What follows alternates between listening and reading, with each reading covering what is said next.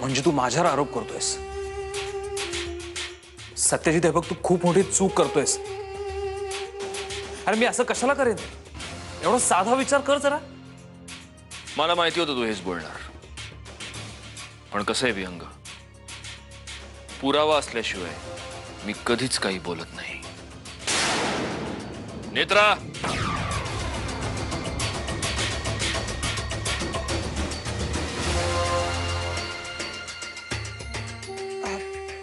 काय झालं दादा? आपल्या ऑफिसच्या सेफचा कॉम्बिनेशन कोड तू विहंगाला कळवलं होतंस? हो, म्हणजे विहंगा सर, त्या दिवशी नाही का तुम्हाला कॉम्बिनेशन कोड आठवत नव्हता, म्हणून मग मी सत्यजित दादांना फोन करून कॉम्बिनेशन कोड विचारला आणि तुम्हाला सांगितला. म्हणजे तुम्हाला आठवत नव्हतं ना, म्हणून फोन केला मी दादांना.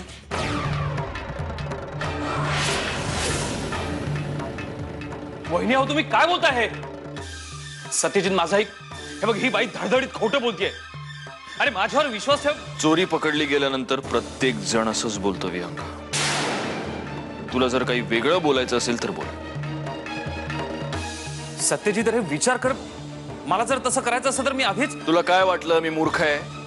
मी तुझ्या लग्नाला विरोध केला म्हणून तुला माझी वाट लावायची होती आणि त्यासाठी तू आधार घेतलास कोणाचा? दादा होळकरचा.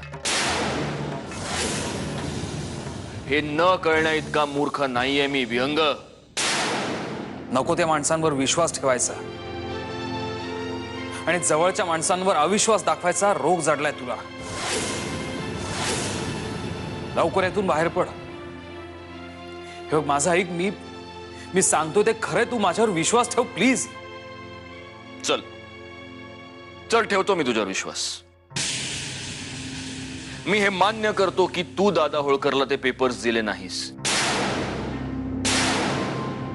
पण मी हे असं मान्य करावं यासाठी एक तरी पुरावा आहे का रे तुझ्याकडे? नाही, माझ्याकडे कुठलाही पुरावा नाहीये, पण सत्याला पुराव्याच्या भेकेची गरज नसते.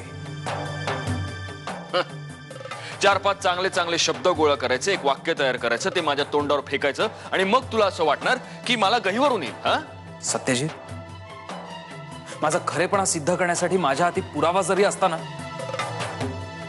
तरी आता तुला तो द्यायची माझी इच्छा नाहीये.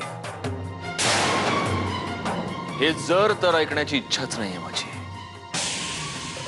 एवढंच सांगतो की तू कितीही खालच्या पातळीवर जाऊन काहीही करायचा प्रयत्न केलास तरी मला फरक पडत नाही.